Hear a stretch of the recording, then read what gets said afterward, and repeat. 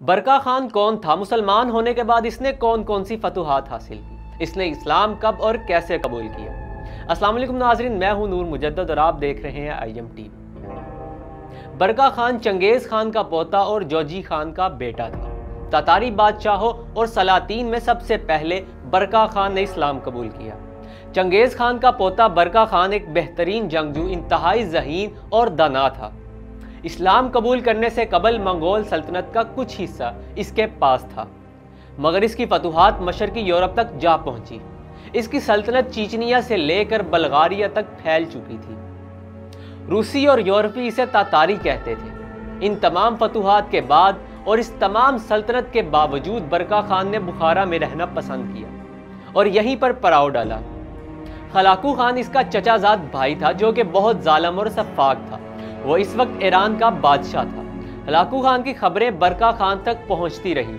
Hulagu Khan ने Baghdad पर हमला किया और इस्लामी साख को सख्त नुकसान पहुंचाया। इसने बच्चों और औरतों को भी ना बख्शा, इनका कत्ले आम किया, इनको जिंदा जला दिया। हलाकू खान मिस्र पर काबिज होना चाहता था और इसको सलेबियों की मदद भी हासिल थी, जबकि बरका खान की माँ हमेशा इसको जुल्म और सितम और बेगुनाहों के कत्ले आम से रोकती थी। ये इसकी माँ की ही तरबियत थी कि वो इस्लाम की तरफ रागिब होता चला गया। बिलाखिर बरका खान ने इस्लाम कबूल कर लिया। देखते ही देखते इसके मंगोल और तातारी सिपाहियों ने भी इस्लाम कबूल कर लिया। इसने अपनी और अपनी कौम के मुशर्रफ बा इस्लाम होने का ऐलान करते हुए एक खत लिखकर मिस्र के सुल्तान रुकनुद्दीन बेबरस को ये इतला दी और बताया कि वो अपने चचाजाद भाई के खिलाफ जंग करने पर आमादा है। वो मिस्र से इत्तेहाद करना चाहता है। सुल्तान रुकनुद्दीन बेबरस ने इसकी पेशकश ना सिर्फ कबूल की, बल्कि आयमे हरमैन को यह बरका खान के लिए दुआओं भरा खत भेजा और इसने तमाम शहरों में यह पैगाम भिजवाया कि खलीफा सुल्तान के बाद बरका खान के लिए भी नमाज जुमा के बाद खसूसी दुआ की जाए। 1262 में हलाकू शाम और मिस्र पर दोबारा हमलों की तैयारी में था। वो अपनी फौज के साथ रवां दवां था। बरका खान की फौज इसके खिलाफ कफकास के फलक बोस दर्रों से नमूदार होने लगी। हलाकू ने शाम की मुहिम मुलतवी की और अपनी फौज बहीरा खिजर की तरफ भेज दी। हलाकू खान के लश्कर ने दरियाए तराक अबूर किया और बरका की फौज को वहीं रोक लिया। बरका के भतीजे लोगाई खान के जवाबी हमले ने हलाकू खान के लश्कर की ईंट से ईंट बजा दी। सर्दी का मौसम था, दरिया की सतह मुंजमद हो गई थी, मगर लश्कर का बोझ न बर्दाश्त कर सकी और टूट गई। इसी दौरान हलाकू खान का बेटा भी मारा गया और वो खुद शिकस्त खाकर आज़रबाईजान के जजीरे में पनाह लेने पर मजबूर हो गया। इस इबरतनाक शिकस्त के बाद हलाकू खान और बरका खान में तवील जंगों का सिलसिला शुरू हो गया और खूनी मार्कों का दायरा कार मशरिक तक फैल गया। हलाकू खान ने अपने गिरजिस्तानी और आर्मीनिया के ईसाई हलीफों को साथ मिलाकर बरका खान की सरहदों पर हमले शुरू कर दिए।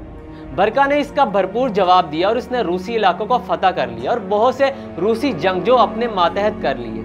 अब बरका खान की सल्तनत का दायरा वस्त एशिया तक फैल चुका था। बरका खान की इस्लाम पसंदी, इसकी जुर्रत, इसकी बहादुरी और इसके अदलो इंसाफ से मुतासिर होकर समरकंद और बुखारा के जवान जोग दर जोग इसकी फौज में शामिल होने लगे। बरका खान और हलाकू खान के दरमियान मुसलसल झड़पें जारी रही। बरका खान अपने सिपाहियों के साथ इस्लाम के प्रचार और इसकी बका के लिए निकला था, जबकि हलाकू खान और इसकी फौज के पास सिवाय खून रेजी और कब्जा करने के कोई जवाब नहीं था। हलाकू खान की फौज में इंतशार फैलना शुरू हो गया। वो सुल्तान रुकनुद्दीन बेबरस और बरका खान के इत्तेहाद से खौफजदा थे। चूंकि हलाकू खान बरका का चचाजाद भाई था, इसने इस्लाम कबूल करने के बाद तातारी दो ग्रोहों में बट गए, एक वो जो इस्लाम इत्तेहादी, दूसरे इस्लाम दुश्मन। हलाकू की मौत बहुत ही दर्दनाक तरीके से हुई। वो अपने ही घोड़े से नीचे गिरा, घोड़ा भिदक गया, इसका पांव रकाब से निकल गया, इसका सर पटक पटक कर वो वहीं पर मर गया। हलाकू खान के बाद 1265 में इसके बेटों ने भी इस्लाम कबूल कर लिया। इकबाल ने क्या खूब कहा है अया योरिश तातार के अफसाने से, पासबा मिल गए काबे को सनम खाने से। आज की वीडियो में बस इतना ही। मजीद ऐसी इंफॉर्मेटिव वीडियोस देखने के लिए देखते रहिए IM TV और मुझे दीजिए इजाज़त। अल्लाह हाफिज़।